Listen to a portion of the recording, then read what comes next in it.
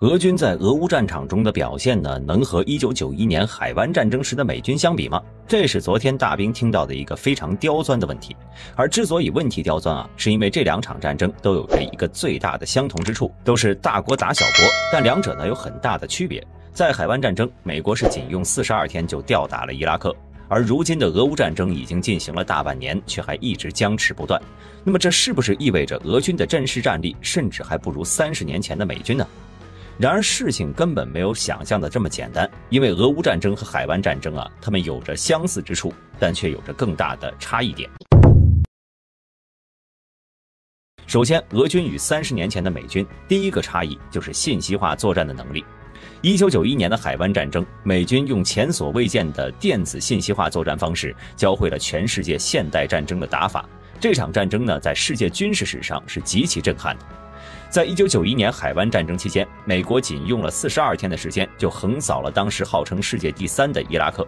这在42天战斗期间呢，86万伊拉克军队惨败，伤亡被俘10万人，损失飞机324架，坦克3847辆，装甲车1450辆，火炮2917门，舰艇143艘。在地面战之前，美军对在沙漠防线当中的伊拉克54万军队进行了38天10万架次轰炸行动，造成伊拉克第一线部队战斗力下降超过50%。在海湾战争期间，美国出动了多个航母战斗群，配合电子战空军、现代化装甲部队，先后发动了沙漠风暴、沙漠军刀行动，以迅雷不及掩耳之势，是彻底打垮了伊拉克军队，给全世界上了一课。在美军卫星定位系统与先进制导导弹的配合下，伊拉克的所有地面军事目标皆无所遁形，小到一辆装甲车，大到雷达基站，甚至整座军事基地，完全暴露在美军的眼皮子底下。而反观伊军方面，早就被美军的多种多样的信息干扰、封锁手段完全戳瞎了，只能被动挨打。发现即歼灭，这是现代战争的规律，也是伊拉克败得如此迅速的原因。而在这场俄乌战争呢，俄军同样也是出动了各种先进武器，从高超音速导弹、巡航导弹、弹道导弹、图22轰炸机、苏57隐身战机、苏35战机、反航母重型导弹，一直到龙卷风火箭炮发射莫敏弹，炮兵发射精确制导炮弹。可以说这场战争中呢，俄军出动了除了核武器之外的所有的先进常规武器。但如此多的先进武器却并没有打出一个好成绩，俄军的战线更是被乌克兰往回推了又推。如果单论武器而言，美军有先进的武器，俄罗斯也有大部分。那么为什么俄军打不出像海湾战争那样的战绩呢？大兵认为其主要的原因就是在信息化作战方面，无论是在信息化作战平台或者是精确制导武器配合方面，都不如美军运用的那般炉火纯青。而俄军本身呢，还有着巨大的发展局限。咱们就以俄军精确制导导弹为例，由于该武器造价高昂，制造部需要消耗大量的精密电子元件，这就使得芯片领域被制裁的俄方在实际战争中呢，处处被掣肘，难以大展拳脚。这里咱们再来详细看一下俄罗斯3军的实力。大兵认为，俄罗斯和美军最大的差距呢，就在空军方面。美军用短短38天时间就可以出动10万架次战机进行对地打击，而俄军一天只能出动200到300架次，平均38天只能出动7600到11400架次，只有美军空军出动能力的1/10。而除了空军之外呢，俄罗斯海军的表现是惨不忍睹。此前的蛇岛已经证明，俄军的黑海舰队甚至无法压制在海岸线边上的几门乌军卡车榴弹炮和2套鱼叉反舰导弹系统，这也进一步导致俄军无法执行登陆战，更不用说后续任务了。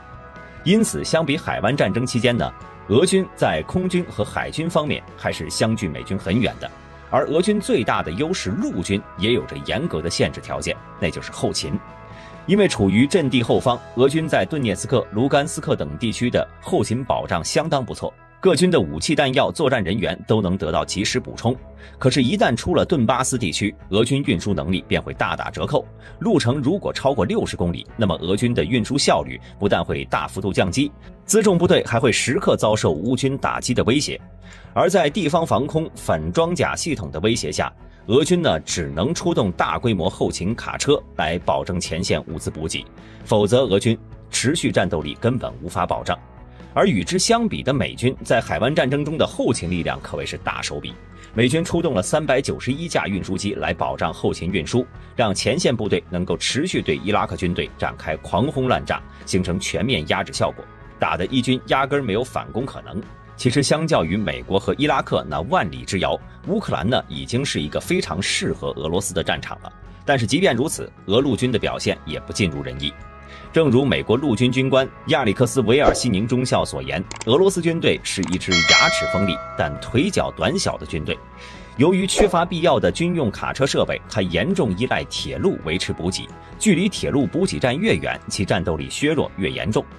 当然，我们要对比，就必须要考虑各种因素，不能过于片面。两场战争有着不同的时代环境和国情。先说海湾战争时期美国的自身条件。1991年，美国的 GDP 总量达到了惊人的6.17万亿美元，占据全球1/4，是第2名日本的9倍之多，可以说是富得流油。另外，美军的军事实力更是恐怖，在海湾战争中投入的 M1A1 主战坦克、阿帕奇武装直升机以及核航母等武器，都是当时世界上最先进的。如此先进强大的军备用来打伊拉克军队使用的老古董，自然是易如反掌。事实上，当时就有人评价海湾战争是大人打小孩。在武器代差巨大的情况下，美军和伊军根本不是一个量级的。而美国之所以轻松拿下了伊拉克，除了依靠先进的武器外呢，最关键的还是电子信息化装备。在海湾战争中，经常能看到这样的场面。美军 M1A1 坦克行驶在夜色中，凭借着夜视仪器、军用卫星和全球定位系统，巧妙地避开伊军所有防线，最后依靠军用计算机得出最佳角度，发射装填了精确制导弹药的穿甲贫铀弹，将毫无防备的伊军一举击溃。反观俄罗斯，自从苏联解体之后呢，就一直面临着巨大的经济压力。而在军事实力方面，虽然俄罗斯传承了苏联的装备，但相比美军，俄军有一个最大的缺点，那就是电子信息化不足。从苏联时代起呢，该国就不是很重视精细的电子化产业，苏式和俄制产品呢，都是主要强调威猛，因此像芯片一类的产业呢，都很难将其应用到高精尖领域。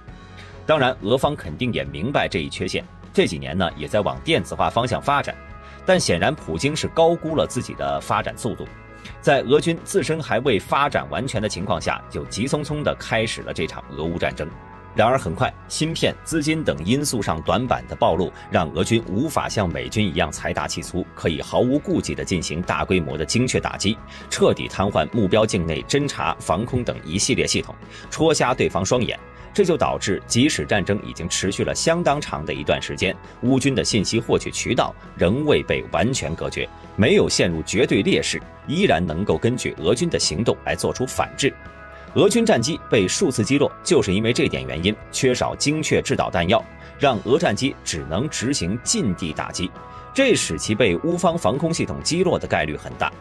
接下来，咱们再来对比一下双方对手的实力。在1991年海湾战争开始前夕呢，伊军实力达到了一个极其恐怖的规模。陆军有77个师，总共120万人；空军拥有包括战斗机、轰炸机等机种在内的770余架战机；地面装甲部队拥有5100余辆装甲车、5800多辆坦克；火力支援部队同样强劲，有3.8万余门火炮以及800多枚对地导弹；各大水域停泊着将近200艘各式舰艇。而乌克兰呢，在战争爆发前，则有现役作战人员将近21万，步战车与坦克等地面装甲单位在2600辆以上，牵引自行火炮等一系列重火力武器拥有3000余门，空中力量包括战斗机、地面攻击机、武装直升机、运输机等机种在内的约360架。照这样看呢，乌军实力实际上是远远不如30年前的伊军的。但为什么俄军打得如此吃力，完全没有美军在海湾战争中势如破竹呢？这里咱们还要看一下双方对手当时的国际形势。在1991年海湾战争爆发时，伊拉克所处的国际环境可以说是十分糟糕。同为阿拉伯国家，伊拉克和沙特阿拉伯、科威特都有很大的矛盾，双方为此呢，甚至不惜兵戎相见。而即便是同样亲苏的叙利亚，当时也陷入了战争中，自顾不暇，根本无力支援伊拉克。相邻的大国伊朗也同样是摩擦不断，长达8年的两伊战争，伊拉克不仅没讨到好处，反而还和伊朗结下了更大的梁子。可以说，即使是美国不进攻伊拉克，萨达姆面对周边国家的封锁也很难继续发展。而美国发起联合国投票后，更是墙倒众人推，与萨达姆政权有仇的国家组成了实质上的反萨同盟，一边支持美国进攻伊拉克，一边禁止伊方人员经过实施贸易禁运。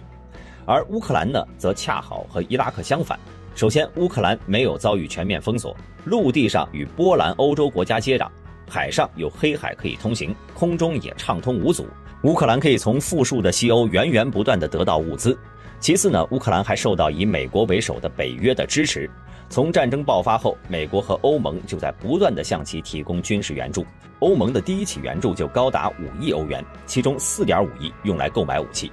在武器方面呢，美军也是毫不吝啬，从最初的反坦克武器到如今的防空系统，可以说是完全针对俄罗斯的武器装备去的。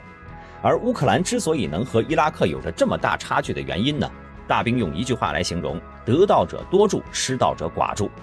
在俄乌战争开始后，许多来自不同国家的志愿军人都在第一时间赶赴乌克兰参战。仅几天时间，世界各地就有16000名志愿兵在快马加鞭赶来。而且这些志愿兵大都是退伍军人，因此他们也都有着极强的战斗技能和军事素质。